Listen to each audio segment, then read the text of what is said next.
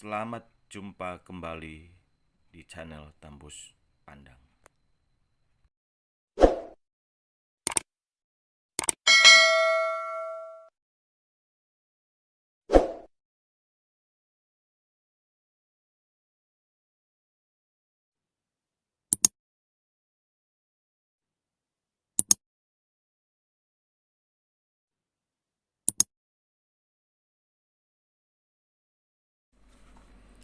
Haleluya, puji Tuhan, kita boleh bertemu kembali dalam channel kesayangan Anda, Tembus Pandang. Shalom, Bapak Ibu dan Saudara dimanapun Anda berada saat ini. Kita bersyukur diberikan kekuatan, kesehatan, kebahagiaan, dan kesempatan boleh menyaksikan channel ini. Dan saya percaya melalui channel ini Saudara diberkati. Selamat menyaksikan. Saudara, bahasan kali ini saya berikan tema apa itu dosa. Kenapa judul ini saya angkat, saudara? Secara umum, orang belum memahami tentang apa itu dosa. Kita sebagai orang percaya juga belum, dan mungkin banyak juga belum memahami apa itu dosa.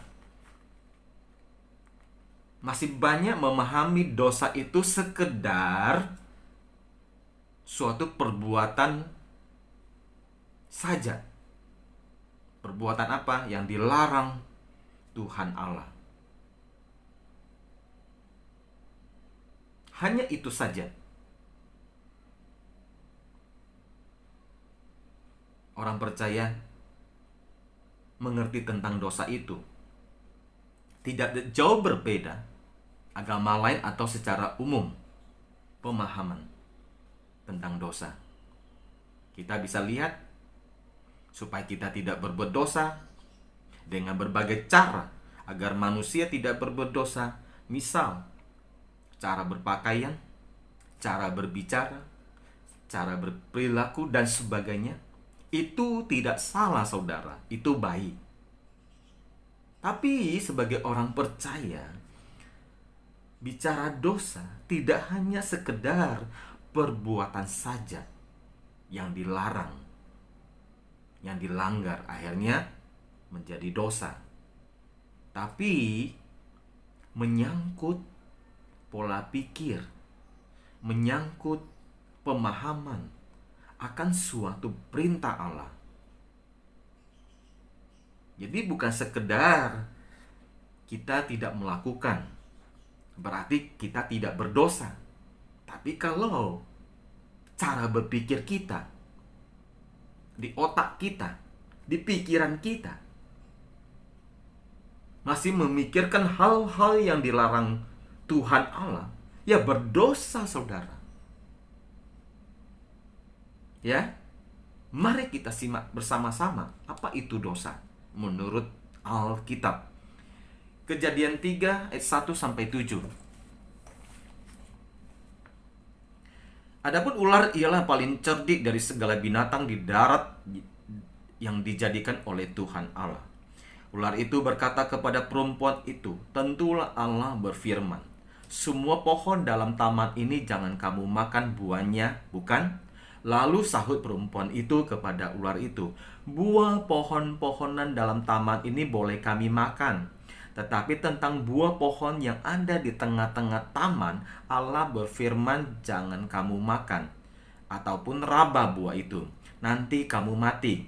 Tetapi ular itu berkata kepada perempuan itu, "Sekali-kali kamu tidak akan mati. Tetapi Allah mengetahui bahwa pada waktu kamu memakannya, matamu akan terbuka, dan kamu akan menjadi seperti Allah, tahu tentang yang baik dan yang jahat." Perempuan itu melihat bahwa buah pohon itu baik untuk dimakan dan sedap kelihatannya. Lagi pula pohon itu menarik hati karena memberi pengertian. Lalu ia mengambil dari buahnya dan dimakannya dan diberikannya juga kepada suaminya yang bersama-sama dengan dia. Dan suaminya pun memakannya. Saudara, ini Kejadian 3 khususnya ayat 1 sampai 7 tentang bagaimana manusia akhir jatuh dalam dosa. Memang awal dosa adalah pelanggaran oleh manusia itu, tidak taat manusia itu. Tuhan Allah menempatkan manusia ciptaannya itu di sebuah taman. Sebenarnya taman itu indah, saudara ya. Nyaman, ya, bisa ya makan apapun adalah. Karena itu Tuhan sediakan. Cuma Tuhan hanya melarang, ya, pohon yang di tengah-tengah itu jangan engkau makan, meraba pun tidak boleh. Nah, kenapa akhirnya manusia tergoda, saudara, untuk mencoba? Saudara bisa merasakan, khusus mereka yang punya keluarga.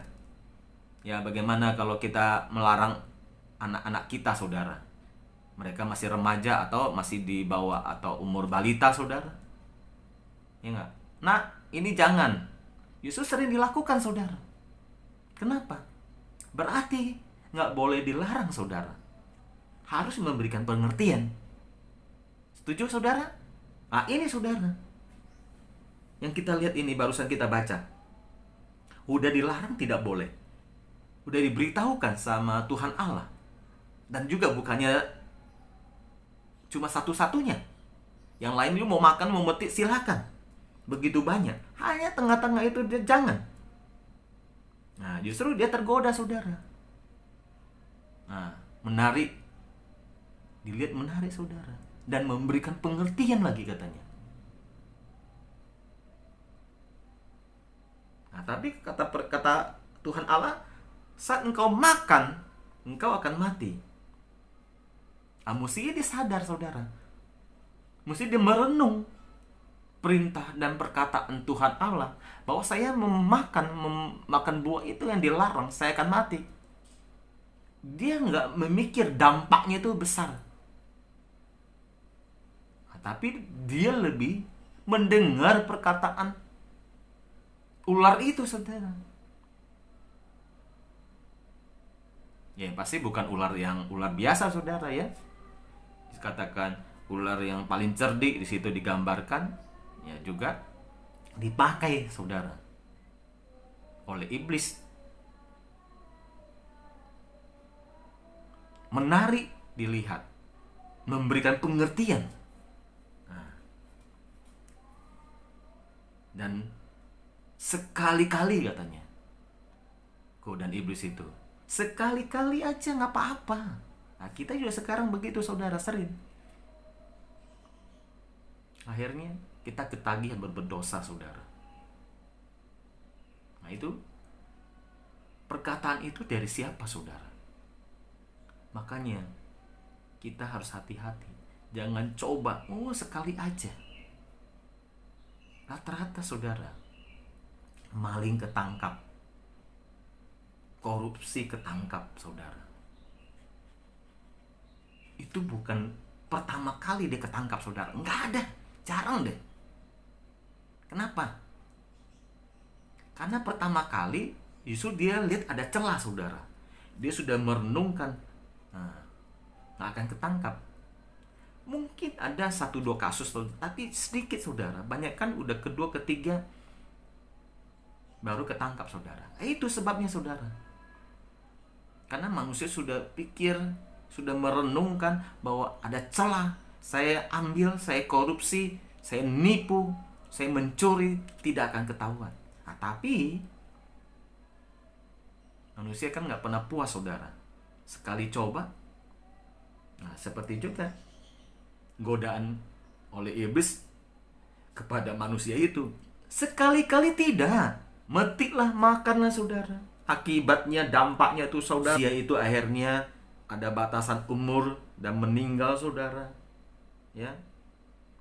Dampaknya luar biasa sampai ke sekarang kehidupan, saudara.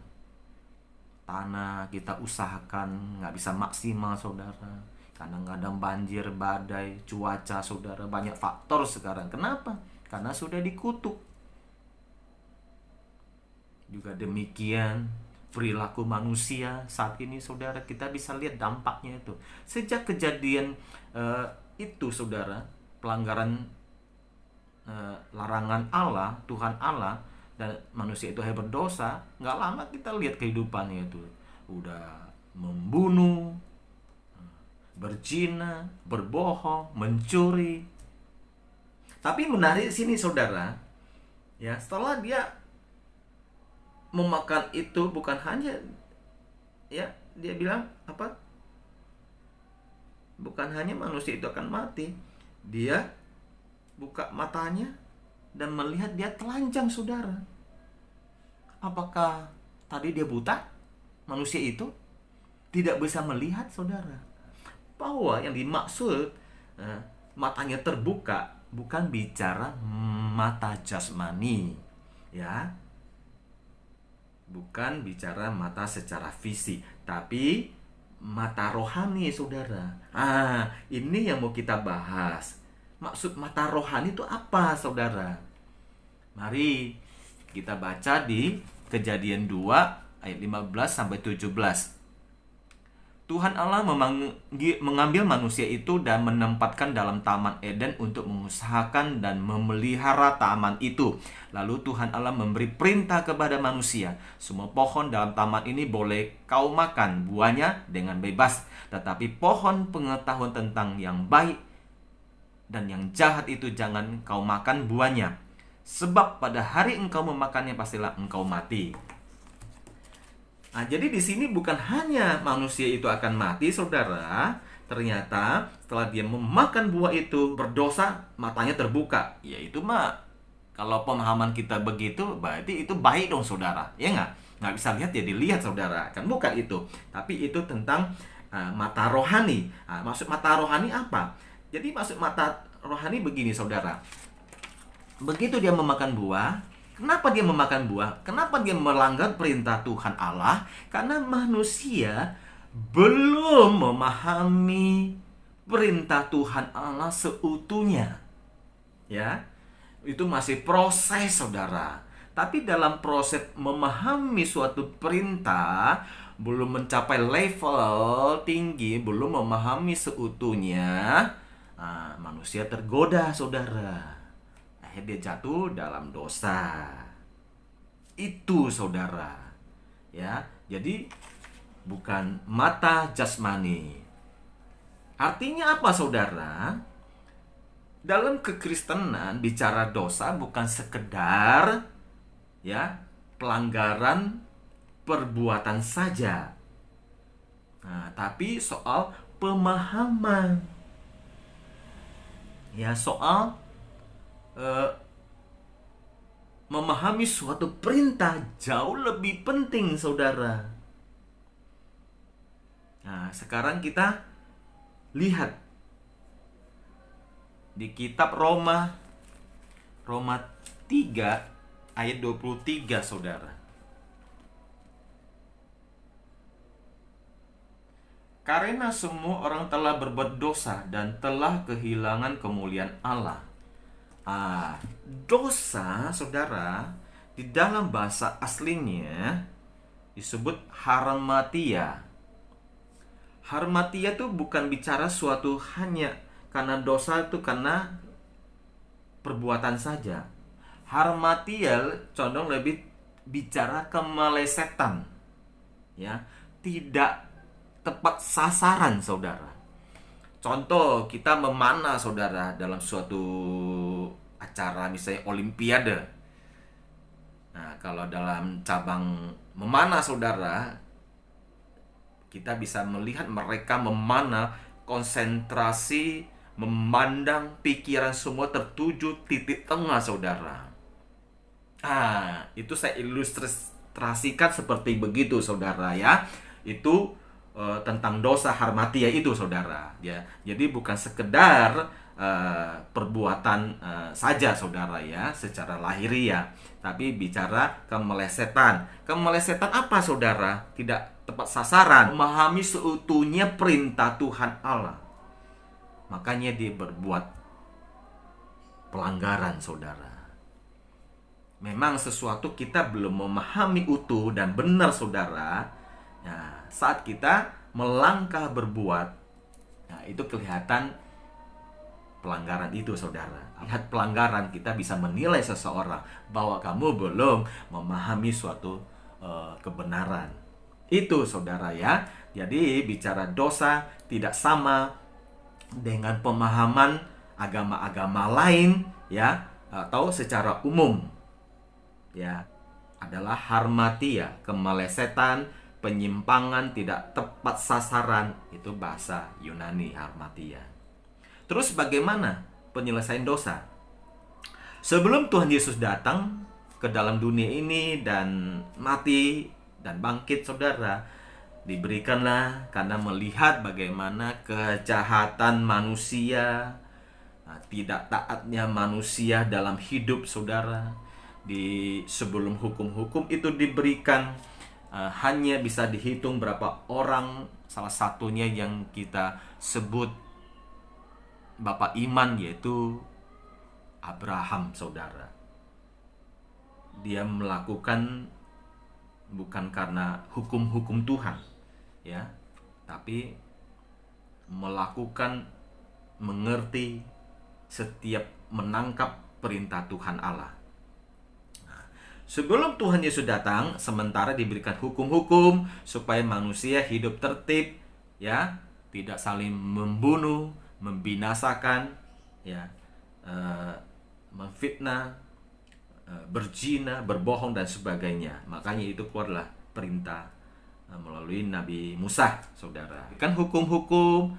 Terus bagaimana mereka untuk menghapus atau menyucikan dosa dengan juga darah, saudara ya. Darah apa, saudara? Karena darah juga semua manusia sudah berdosa. Tidak ada darah yang suci, tidak ada darah yang kudus yang bisa mampu menghapus dosa manusia. Sementara dengan pengorbanan binatang, saudara, yang tidak bercacat celah tiap tahun, berulang-ulang terus menerus, saudara. Bagi mereka yang mampu, yang tidak mampu ya, bisa juga burung, saudara. Tapi itu tidak bisa menghapus dosa manusia, hanya sementara. Makanya diulang tiap tahun, saudara ya, untuk menyucikan, menghapuskan dosa. Apakah bisa hapus dosa manusia? Tidak bisa, saudara. Hanya dibutuhkan apa, saudara? Darah Tuhan Yesus, darah yang belum terkontaminasi dosa, darah yang suci, darah yang kudus. Maka kita coba lihat, menyimak di Kejadian 3 ayat 15, saudara. Katakan apa Kejadian 3 ayat 15? Aku akan mengadakan permusuhan antara engkau dan perempuan ini, antara keturunanmu dan keturunannya. Keturunannya akan meremukkan kepalamu dan engkau akan meremukkan tumitnya. Ini, saudara, tentang penyelamatan.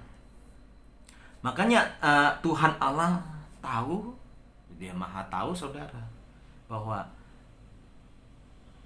manusia tidak sanggup menyucikan diri.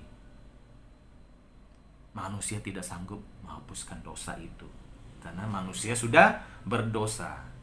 Makanya Allah, Tuhan Allah inisiasi langsung, saudara. Masih di Kejadian pasal 3 ayat 15, Tuhan nyatakan menyelamatkan. Itu inisiasi Tuhan penyelamatan, saudara, bukan inisiasi rencana manusia. Terus gimana caranya supaya ada darah yang mampu, darah yang suci, yang kudus, bisa menghapus dosa manusia? Kita baca lagi, saudara, pelan-pelan, saudara, disingkapkan melalui Yesaya 7 ayat 14. Sebab itu Tuhan sendirilah yang akan memberikan kepadamu suatu petanda, Sesungguhnya seorang perempuan muda mengandung dan akan melahirkan seorang anak laki-laki, dan ia akan menamakan dia Immanuel, menghapus dosa manusia. Bukan inisiasi manusia, bukan rencana manusia, bukan sekedar perbuatan manusia. Ya, ini rencana murni, inisiasi Allah sendiri. Bertahap Allah menyampaikan melalui nabi-nabinya. Nah, tadi disampaikan di Yesaya 7 ayat 14. Pelan-pelan saudara. Terus kita lanjut lagi di Yesaya lagi, tetap di Yesaya 9 ayat 5. Sebab seorang anak telah lahir untuk kita, seorang putra telah diberikan untuk kita, lambang pemerintahan ada di atas bahunya, dan namanya disebutkan orang penasihat ajaib, Allah yang perkasa, Bapa yang kekal, Raja damai, saudara. Jadi sudah mulai saudara ya, makin jelas siapa itu saudara. Ya, saya tadi singgung bahwa penyelamatan, menghapuskan dosa manusia yang turun-temurun dari zaman Adam dan Hawa, saudara, itu murni 100%, itu inisiasi Allah sendiri. Mulai Allah menyampaikan bertahap-bertahap supaya manusia ngerti. Dan di Yesaya 9 ayat 5 ya, dibilang apa? Sebab seorang anak telah lahir untuk kita. Ini nubuatan ya saudara ya. Seorang putra diberikan untuk kita. Lambang pemerintah ada di sana. Jadi predikat seorang juru selamat sudah dimulai digambarkan.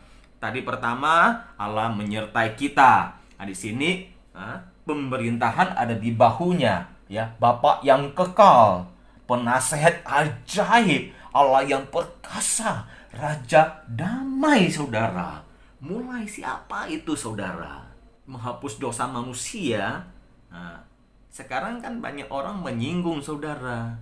Banyak orang tidak percaya.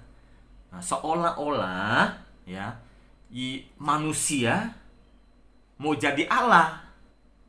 Bukan begitu saudara. Ini semua sudah direncanakan dari Allah sendiri. Tergenapinya kapan saudara? Tergenapinya di 2000 tahun yang lalu. Kita baca di Matius 28 ayat 5 sampai 7. Akan tetapi malaikat itu berkata kepada perempuan-perempuan itu, "Janganlah kamu takut, sebab aku tahu kamu mencari Yesus yang disalibkan itu. Ia tidak ada di sini, sebab ia telah bangkit, sama seperti yang telah dikatakannya. Mari, lihatlah tempat ia berbaring. Dan segeralah pergi dan katakanlah kepada murid-muridnya bahwa ia telah bangkit dari antara orang mati. Ia mendahului kamu ke Galilea, di sana kamu akan melihat dia.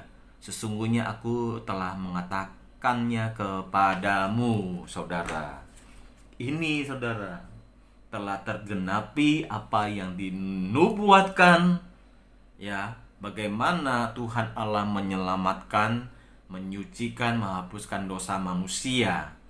Jadi bukan mendadak turun, ya, ada cara Allah bagaimana menghapuskan, menyucikan dengan cara bertahap-tahap Allah sampaikan melalui nubuatan, ya. Nah, akhirnya tergenapi 2000 tahun yang lalu bahwa dia telah datang dan telah mati, hari ketiga bangkit dan menampakkan diri kurang lebih 40 hari kepada murid-muridnya saudara. Itu dikatakan di Matius tadi, yaitu ayat 5 sampai 6 saudara, sampai 7. Saudara, itulah share kali ini tentang apa itu dosa. Ada beberapa poin yang saya simpulkan saudara dari bahasan tadi. Yang pertama, saudara baca di Yohanes 3 ayat 16 ya. Karena begitu besar kasih Allah akan dunia ini sehingga ia telah mengaruniakan anak yang tunggal. Ya, setiap orang yang percaya kepadanya tidak binasa melainkan beroleh hidup yang kekal. Kenapa Allah mau menyelamatkan ciptaannya saudara? Ya, Karena Allah sangat mengasihi dunia ini, sehingga dia ler apa sehingga dia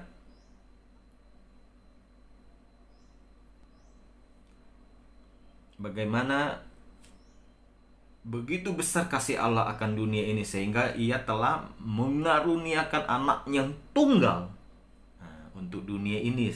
Setiap orang yang percaya kepadanya ya tidak binasa, melainkan beroleh hidup yang kekal. Kenapa?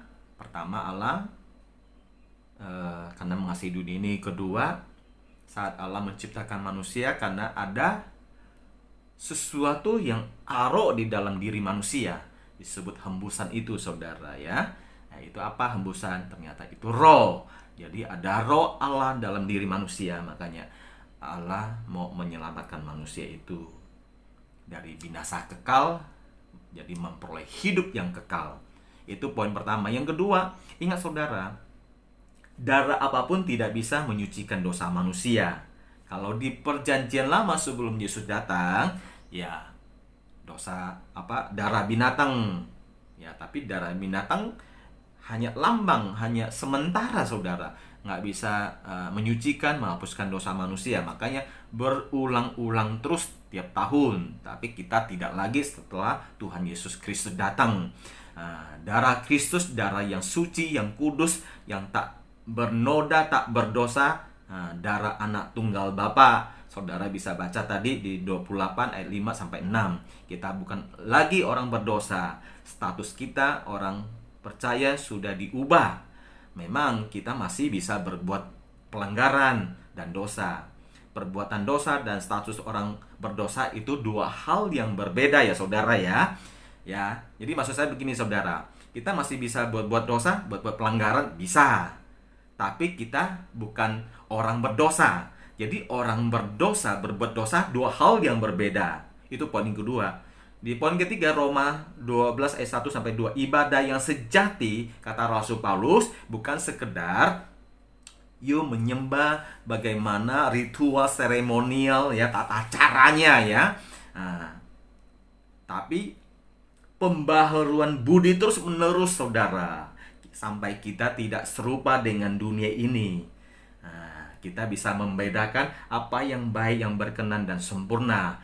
Itulah nilai kehidupan orang percaya. Nilainya tinggi, standarnya tinggi. Bukan boleh tidak melakukan hal-hal apa ini itu ya, bukan sekedar tidak boleh ya, tetapi berguna nggak, berkenan tidak. Amin saudara ya, itu yang lebih penting. Sekian dan terima kasih. Saya percaya Bapak Ibu Saudara terkasih, setelah kita menyaksikan bersama-sama pembahasan tadi, saya percaya saudara memperoleh suatu pandangan atau pencerahan tentang kekristenan, khususnya kali ini tentang dosa. Apa itu dosa? Bagaimana menyelesaikan dosa? Ya, karena tadi disampaikan begitu jelas, singkat, padat dan utuh, sehingga kita boleh diberkati dan menjadi pelaku firman untuk hormat dan kemuliaan Tuhan Yesus. Sekian dan terima kasih. Sampai jumpa kembali di lain waktu. Tuhan Yesus memberkati.